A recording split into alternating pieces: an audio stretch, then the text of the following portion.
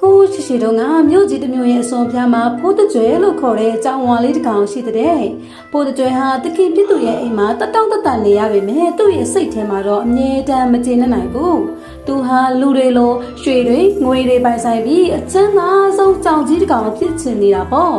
ဒီနေ့မှာဖိုးတကြွယ်ဟာတောအုပ်ထဲမှာရှော့သွားရင်မော်အတက်ကိုတက်ကျွမ်းတဲ့မြေခွေးဝကြီးတစ်ကောင်နဲ့ဆုံခဲ့တယ်အဖိုးကျွန်တော်လူတွေလိုအရာချမ်းသာခြင်းနဲ့ဘယ်လိုလုပ်ရမလဲလို့ဖိုးတကြွယ်ကမေးလိုက်တဲ့မြေခွေးအိုကြီးကပြောပြီးမင်းတကယ်ပဲချမ်းသာကြလားကောင်းပြီ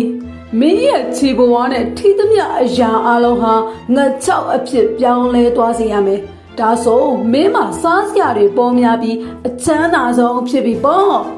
လို့ပြောပြီးမော်တောင်ဝင်းနဲ့တွန်းလိုက်ပါတော့တယ်ဖိုးတကြွယ်ဟာအယံဝမ်းသာသွားတယ်သူဟာလမ်းမှာရှိတဲ့ကြောက်ခဲလေးတွေကိုထိလိုက်ရင်ကြောက်ခဲတွေကငချောက်တွေဖြစ်ကုန်တယ်။တိရွက်တွေကိုထိလိုက်ရင်လည်းငချောက်တွေဖြစ်ကုန်တာပေါ့။ဝါငါအချမ်းသာဆုံးပဲငါမှစားစရာတွေပုံလိုက်ပဲလို့အော်ဟစ်ပြီးပြောနေတာပေါ့။ဒါပေမဲ့ပြဿနာကအဲ့ဒီမှာတင်စတော့တာပဲ။သူဟာဗိုက်စာလို့ရေလေးတောက်ဖို့ရေကွက်ကိုကင်လိုက်တဲ့အခါရေကွက်ကြီးဟာငချောက်ကြီးဖြစ်သွားတယ်။သူရဲ့နူးညံ့တဲ့အိယာလေးကိုသွားထိလိုက်တဲ့အခါအိယာလေးကလည်းမာကြောတဲ့ငချောက်ကြီးဖြစ်သွားပြန်ရောဖိုးတကြွယ်ဟာတနေ့ကောင်ငချောက်တွေကြားမှာနေရပေမဲ့ရေတငုံတောင်တောက်လို့မရတော့ဘူးသူအရန်ချစ်တဲ့သူ့ရဲ့သခင်လေးကသူ့ကိုဖတ်ဖို့လာတဲ့အခါမှာတော့သူဟာအရန်ကြောက်သွားတယ်အဖြစ်ဘူးငါသခင်လေးကိုထိလိုက်ရင်သခင်လေးဘာငချောက်ဖြစ်သွားတော့မှလို့တွေးပြီးထွက်ပြေးကြတော့တာပေါ့အဲ့ဒီတော့မှဖိုးတကြွယ်ဟာငိုရိုးပြီးမြေကွေးကိုကြီးစီကိုပြန်သွားပါတော့တယ်အဖိုးကျွန်တော်ကဲပါအောင်ကျွန်တော်ဒီလိုချမ်းသာမျိုးကိုမလို့ကျွန်တော်ဘူးကျွန်တော်ရဲ့ရိုးရှင်းတဲ့ဘဝလေးကိုပဲပြန်ပေးပါ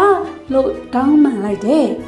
မြေခွေးအိုကြီးကမော်ပညာကိုပြန်ရုပ်သိမ်းပေးလိုက်တဲ့အခါမှာတော့ဖိုးတကြွယ်ဟာရေအေးအေးလေးကိုတောက်ခွင့်ရပြီးနူးညံ့တဲ့အိယာလေးပေါ်မှာပြန်အိတ်ခွင့်ရသွားပါတော့တယ်ပုံမြင်လေးကပေးခြင်းနဲ့သင်ခန်းစာကတော့လောဘကြီးပြီးအတိုင်းအဆမရှိချမ်းသာခြင်းနဲ့စိတ်ဟာကိုယ်မှရှိပြီးသားပျော်ရွှင်မှုတွေကိုတောင်ဖျက်ဆီးပြနိုင်ပါတယ်ကိုယ်မှရှိတဲ့အရာလေးနဲ့ရှောင်ရဲနိုင်ခြင်းကသာအစမှန်ဆုံးချမ်းသာခြင်းဖြစ်ပါတယ်နောက်ထပ်ပညာပေးပုံမြင်လေးတွေမှာပြန်လည်ဆိုတွေ့ကြမယ်နော်ကျေးဇူးတင်ပါတယ်ရှင်